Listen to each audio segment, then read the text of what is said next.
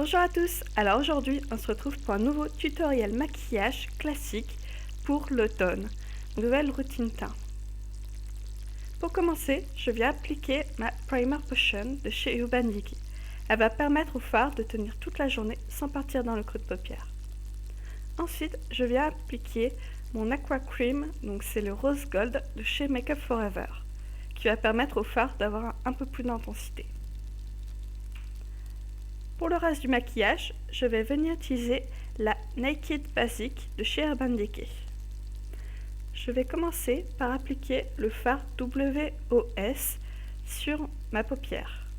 Je pars bien du centre vers l'extérieur et je matifie ainsi toute la paupière.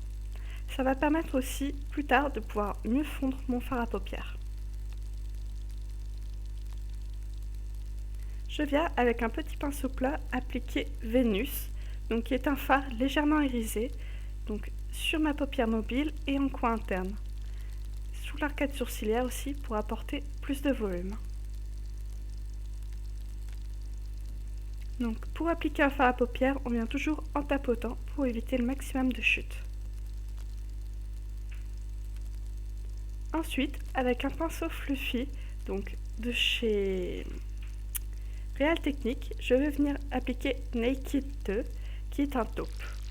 Je l'applique assez largement sur le creux de ma paupière et je remonte pour pouvoir fondre au mieux la couleur. Je viens en reposer si besoin est. Ensuite, je viens intensifier le creux de paupière avec Fendt, qui est un fard marron chaud mat. Le geste consiste à faire des va-et-vient en n'appuyant pas trop fort le pinceau pour éviter de trop marquer la paupière.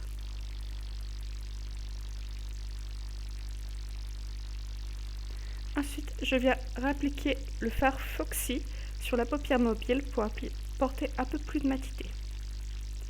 Avec un pinceau biseauté, donc toujours de chez Real Technique, je viens appliquer Naked 2 au ras des cils et après je viens intensifier avec Fendt. Je pars bien du coin externe et je reviens jusqu'au coin interne en évitant d'appliquer sur le point de lumière.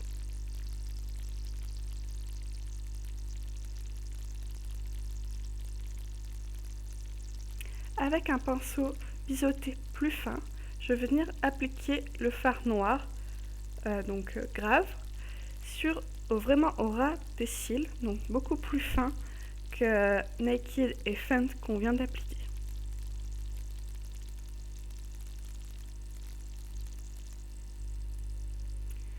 Après, je vais venir appliquer un col beige donc dans l'intérieur de ma muqueuse. J'applique une petite couche parce qu'en général, appliquer du fard dans ma muqueuse me fait pleurer toute la journée.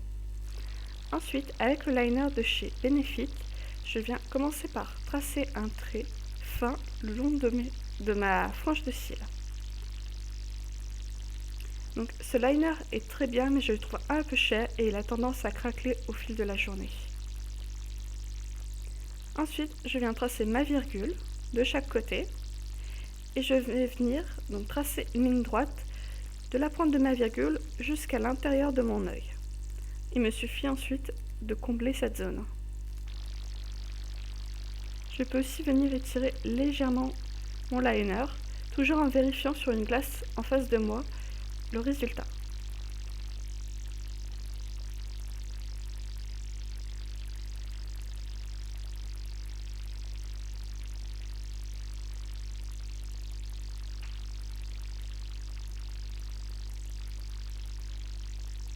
Cette technique pour appliquer le liner est celle que j'utilise le plus souvent. Elle permet vraiment d'avoir un résultat rapide et joli. Je vais venir ensuite appliquer mon mascara. Donc le premier c'est le Better Sex ou Sexy de chez Too Faced, donc en miniature que j'ai eu. J'applique une bonne couche en haut et en bas des yeux. Et ensuite je viendrai appliquer celui de chez Benefit. Donc j'utilise toujours deux mascaras, un épaississant et un allongeant. Ça permet d'avoir un résultat beaucoup plus marqué.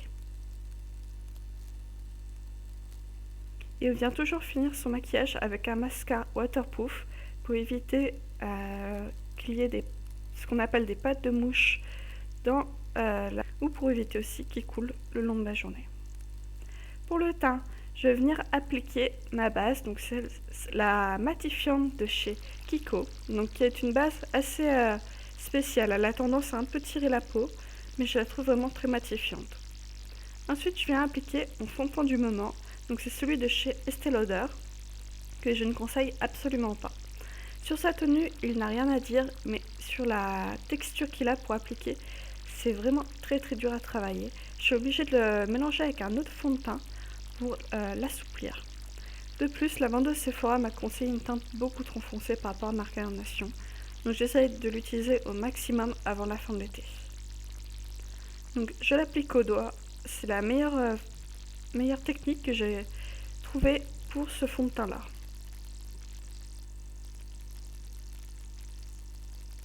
Donc ensuite, je viens avec une éponge enlever l'excédent si besoin ou les petites traces.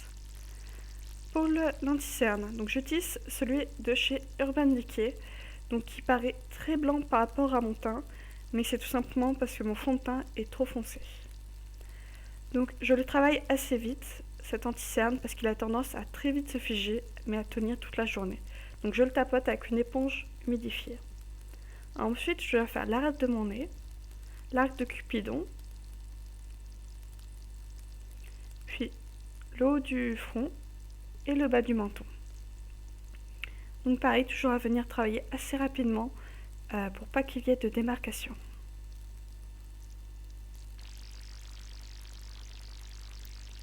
Je vais venir poudrer le tout donc avec ma poudre transparente de chez Kiko, donc qui est vraiment comparable à celle de chez MAC. Pour le moment, j'ai pas trouvé mieux au niveau qualité et au niveau du prix.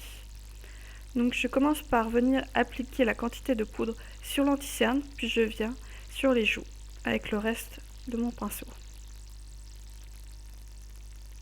Donc cette poudre permet vraiment de matifier et aussi d'unifier le teint. Donc par rapport à mon fond de teint qui est légèrement trop foncé, elle vient l'éclaircir légèrement, ce qui évite un effet masque.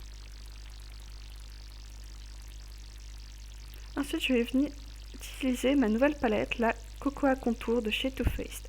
Donc, je prends la première teinte, Light, que j'applique sur le centre de mon front, l'arête du nez, sous les yeux, l'arc du Cupidon, la mâchoire et le menton. Je trouve que le pinceau est vraiment bien pour appliquer les couleurs claires, mais beaucoup trop souple pour appliquer le contouring. Donc ensuite, avec la couleur médium, je viens creuser mes joues. Donc j'y vais petit à petit pour ne pas trop marquer d'un coup. Je viens faire l'arête de mon nez, donc toujours avec le même pinceau. Puis le contour de mon front.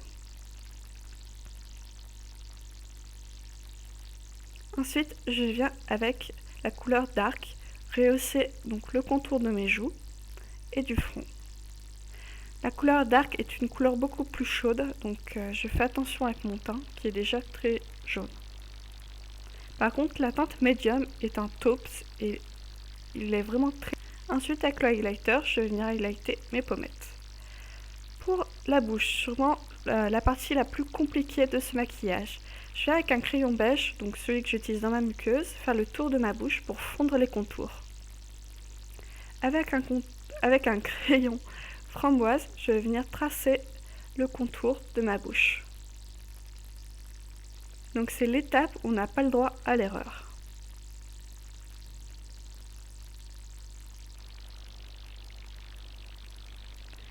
Donc il est très important d'appliquer un contour, ça va permettre à votre rouge à lèvres d'avoir une plus grande définition. Ensuite, je vais venir combler l'intérieur avec mon Roll Diva, qui est sûrement le plus joli rouge à lèvres de chez MAC.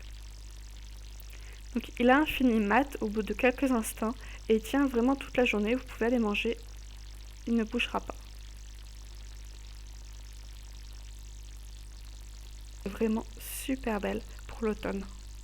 Voici le résultat, j'espère que la vidéo vous aura plu, que vous réussirez à reproduire ce tutoriel, n'hésitez pas à m'envoyer des photos et je vous souhaite un très bon week-end.